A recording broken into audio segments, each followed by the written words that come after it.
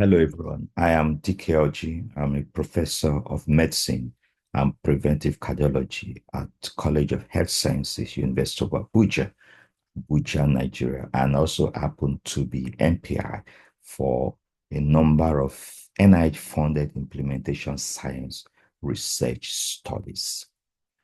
It's a pleasure to give this talk titled Assessing the Context of NCD Interventions at Scale. I will follow in this outline, starting with factors influencing scale up in low and middle income countries and ending up with consideration for NCD programs.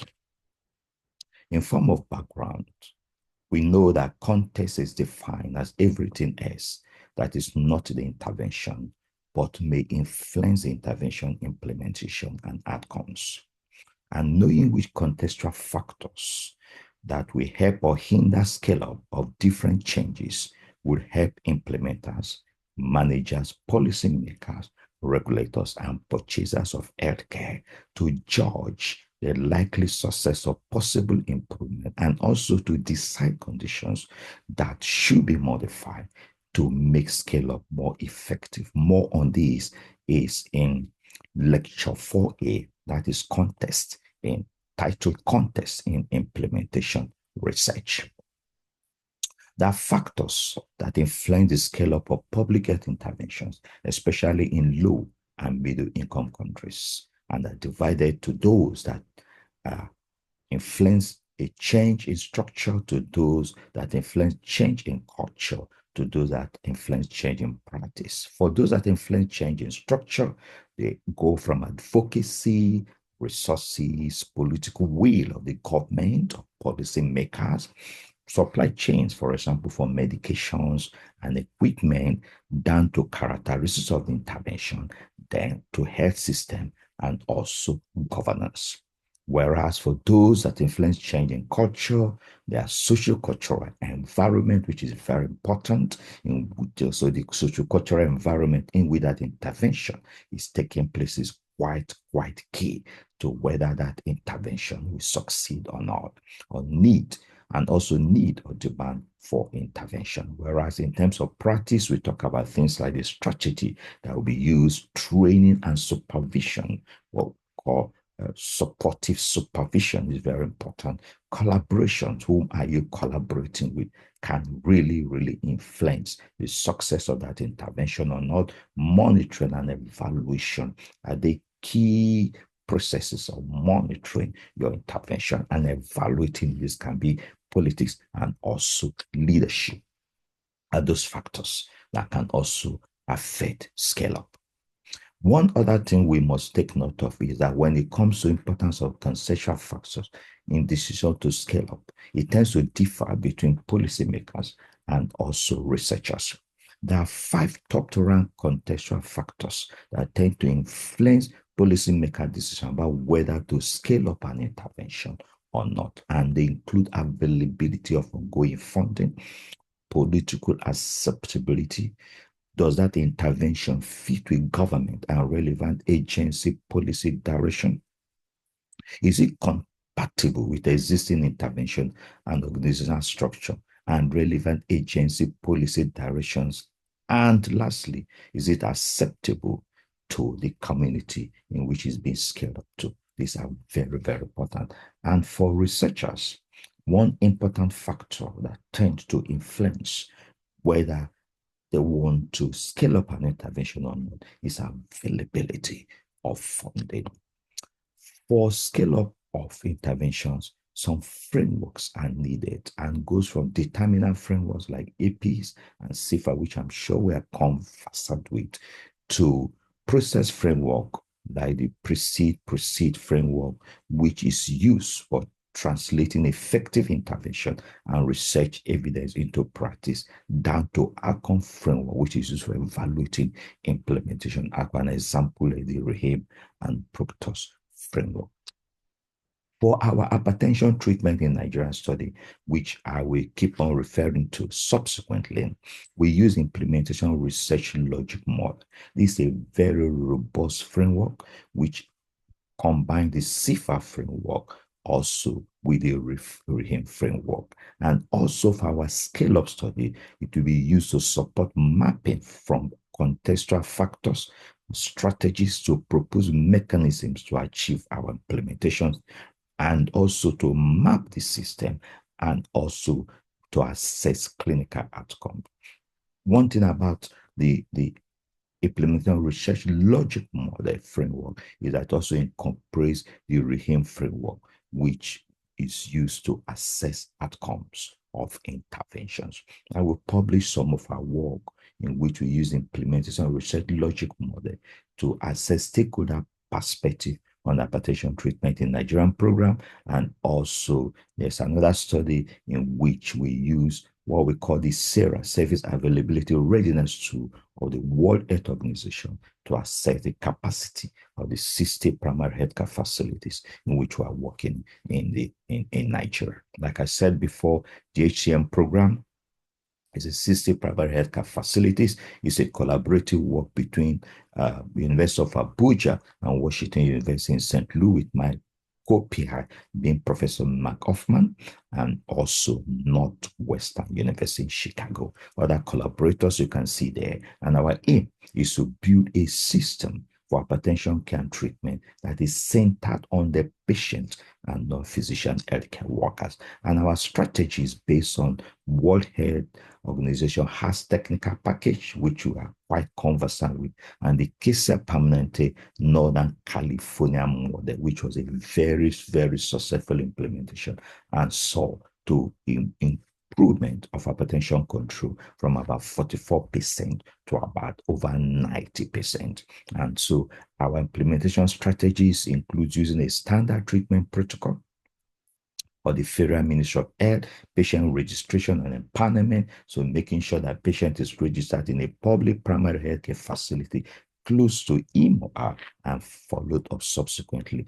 Prioritization of fixed dose combination therapy, then team-based care, and then home blood pressure monitoring and health coaching. We also use some additional strategy using free or reduced costs or reduce cost of the medication to the patient because of absence of health insurance to most of these patients.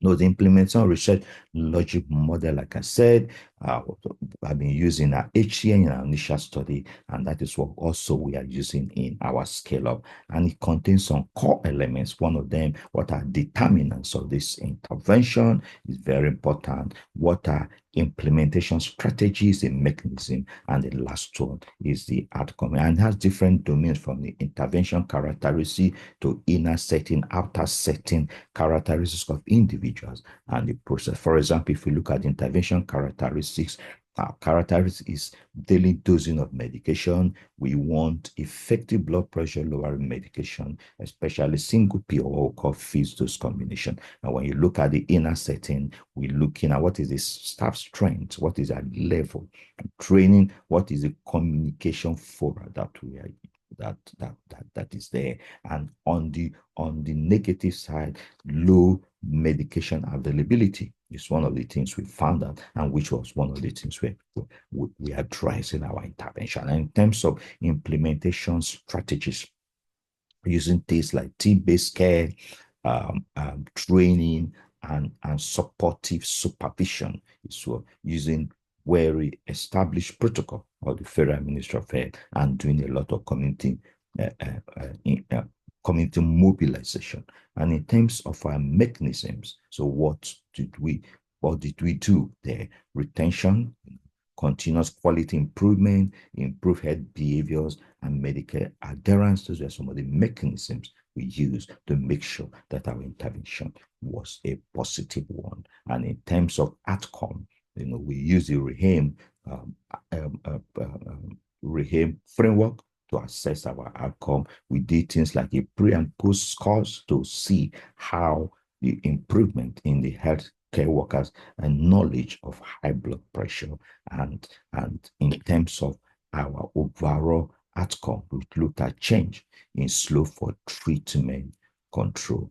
And there are also subgroups looking at the age, sex, and also rarity. So ours have been a very successful program, and then we've had with over 12 publications in peer-reviewed journals. And over a 2 years period, we're able to increase the blood pressure control from about 20% to over 50%, as you can see. And because of the success of our program, we have been a lot of buy-in by stakeholders, including the Federal Ministry of Health, and there has been a call to scale up our intervention to other regions of the country. And then we are now scaling up to other 5 geopolitical regions. In Nigeria, there's 6 geopolitical regions. The Federal Capital Territory is in the North Central geopolitical region, whereas there are other 5 geopolitical regions, and we're trying to scale up to a state in each of these geopolitical regions, as you can see from this figure. So how do we choose this state? So we saw states and corresponding sites to participate based on the following eligibility criteria, including a strong political will. So they have to have a functioning state primary healthcare development agency, expression of interest in writing by the state ministry of health or the executive secretary or the state primary healthcare development agency, availability of community-based insurance scheme, or with a plan that was at advanced and a function basic healthcare provision fund, so that the very vulnerable and poor can have access to medications. Then we also looked at states with experienced physician researcher who is available and also willing, and primary care physicians available and willingness to provide training, monitoring, and supportive supervision, which is very, very important in NCD scale-up.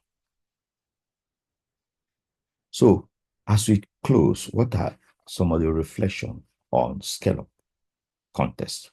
And one is that for effective scale-up of any intervention in any setting, the context of that scale has to be considered. Number 2, such contents will determine above others the acceptability of the intervention in each socio-cultural environment. And number 3, all such identified factors should be thoroughly considered when scaling up public health intervention in low and middle income countries. And lastly, the different factors are strongly interlinked, and that is quite key. There's interlinking of these different factors, and most of them are related to one crucial first step, that is the development of a scale-up strategy before scale-up. This is very important, that the strategy must be clear, it must be simple, it must be adaptable to the context in which you are taking it to. So what are some of key messages as we close? Context in relation to implementing evidence-based intervention is environment and setting in which you propose change is to be implemented. Understanding context is crucial for successful implementation. Evidence-based implementation studies are implemented in complex, multi-faceted, and dynamic environment, which arguably means that the same intervention will rarely work in the same way in different contexts. Fourthly, such contents will determine above other the acceptability of the intervention in its socio-cultural environment. And all identified contextual factors should be taken into account for such an intervention to be effectively implemented. And lastly, without the above measure, it will be difficult to scale up any NCT intervention. These are the list of references, and thank you very much for listening.